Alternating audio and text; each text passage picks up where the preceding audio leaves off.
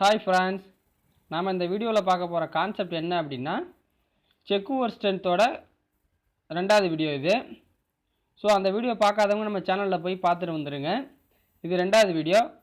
வீடியோவுக்கு போகிறதுக்கு முன்னாடி நம்ம சேனல் இது வரைக்கும் நீங்கள் சப்ஸ்கிரைப் பண்ணலை அப்படின்னா சப்ஸ்கிரைப் பட்டனை கிளிக் பண்ணிங்க. அப்படியே பக்கத்தில் இருக்க பெல் ஐக்கானையும் கிளிக் பண்ணிங்க அப்படின்னா நம்ம போடுற வீடியோலாம் உடனடியாக தெரியும். நம்ம ஆல்ரெடி ஹிஸ்ட்ரி, ஜாகிரஃபி, பாலிட்டி எல்லா வீடியோவும் போட்டிருக்கோம். அதை பார்க்காதவங்களும் நம்ம பிளேலிஸ்ட்டில் போய் பார்த்துட்டு வந்துடுங்க. வாங்க வீடியோக்குள்ளே போகலாம். நாளமில்லா சுரப்பிகளின் தலைவன் அப்படின்னா பீட்யூட்டரி சுரப்பி. சிறுநீரகத்தின் செயலழகு என்ன அப்படின்னா நெப்ரான். இனப்பெருக்க செல் எது அப்படின்னா ஜீன் தான். மூளையில் உள்ள சவ்வுகளின் இடையில் காணப்படும் திரவம் எது அப்படின்னா மூளை தண்டுவட திரவம். ஃபோட்டோமீட்டர் கருவிகளால் அறியப்படுபவைன்னா வெவ்வேறு மூலங்களை ஒப்பிட பயன்படுது. ஒரு லென்ஸின் திறன் டயாப்டர் என்று அழைக்கப்படுகிறது. மென் ஏடு வண்ணமாக தோன்றுவதன் காரணம் என்ன அப்படின்னா ஒளிவிலகல் காரணமாக தான். நிறையும் திசைவேகமும் 2 மடங்காகும் போது இயக்க ஆற்றல் 8 மடங்கு ஆகும். செரித்தலுக்கு உதவுவை நொதித்தல். நரம்பு மண்டலம் நியூரான் செல்களால் ஆக்கப்பட்டிருக்கிறது. எலக்ட்ரோ கார்டியோகிராம் என்ற கருவி எதற்கு பயன்படுகிறதுனா இருதயத்தின் வேலைத்திறனை பதிவு செய்ய பயன்படுகிறது. பிட்யூட்டரி சுரக்கும் ஹார்மோன் வளர்ச்சி ஹார்மோன். ஒரு மைக்ரான் என்பது 1/1000 சென்டிமீட்டர். ஒளிச்சேர்க்கையின் முதல் நிலையான விளைபொருள் சர்க்கரை. சவ்வுடு பரவல் என்பது விரைவுபரவுதலை ஒத்துள்ளது. விரைவுபரவுதலை ஒத்துள்ளது. சாரி, இதை படிக்க முடியல. தாவரங்களின் வளர்ச்சிக்கு தேவையான 3 முக்கிய ஊட்டப்பொருள்கள் ஆக்சிஜன், ஹைட்ரஜன், கார்பன். தாவரங்கள் நீரை கிரகிப்பது நிகழும் காலம் சூரியன் ஒளி விடும்போது, அதாவது விழும்போது. தாவரங்களின் சாரேற்றம் பற்றிய தங்களின் கொள்கையை டிக்சன் மற்றும் ஜாலி எந்த கொள்கையின் அடிப்படையில் விளக்கினார் அப்படின்னா நீர் மூலக்கூறுகளின் பிணைப்பு சக்தி. புளோயம் திசுக்களில் சல்லடை தட்டுக்கள் உள்ளன.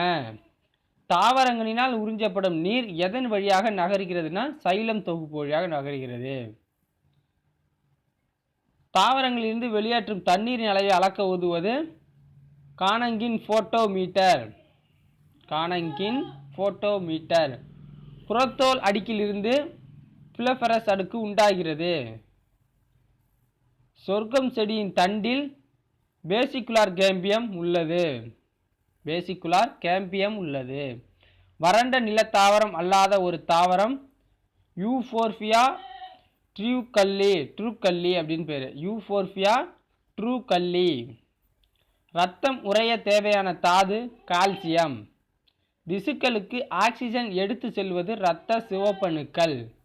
ஓசோன் போர்வையை உண்டாக்குவது வாகனத்தில் இருந்து வெளியேறும் வாயுக்கள். உலோகங்களை இணைக்க உபயோகப்படும் வாயு அசிட்டிலீன். மார்ஷ் வாயு என்பது மீத்தேன். உலர்ந்த கலவை செய்ய உபயோகப்படுவது நாப்தா. மனித மார்பில் உள்ள விலா எலும்புகளின் எண்ணிக்கை 24. இரும்பு துண்டு எதில் மிதப்பவை அப்படின்னா பாதரசத்தில் மிதக்கும். விவசாயிகளின் நண்பன் மண்புழு. சாதாரண கண்ணாடி எதில் செய்யப்படுகிறதுனா சோடியம் சிலிக்கேட்டில். சலவை தூளில் அடங்கியுள்ளது குளோரின். ஹார்மோன்கள் சேகரிக்கப்படுவது நாளமில்லா சுரப்பிகள். ராக்கெட் எந்த விதியை சார்ந்ததுன்னா நியூட்டனின் 3ஆம் விதியை சார்ந்தது. முட்டை பொரிக்க பயன்படுத்தப்படும் சாதனம் இங்குபேட்டர். சாராயமும் தண்ணீரும் கலந்த கலவையை பிரிக்கும் முறை சுத்தப்படுத்துதல். கப்பல் மிதப்பதின் அடிப்படை ஆர்க்கிமிடிஸ் தத்துவம். மின்காந்தம் உபயோகப்படுத்துவது மின்மாற்றியில். தாவரங்கள் கார்போஹைட்ரேட்டை உற்பத்தி செய்வது கரியமில வாயு நீர்.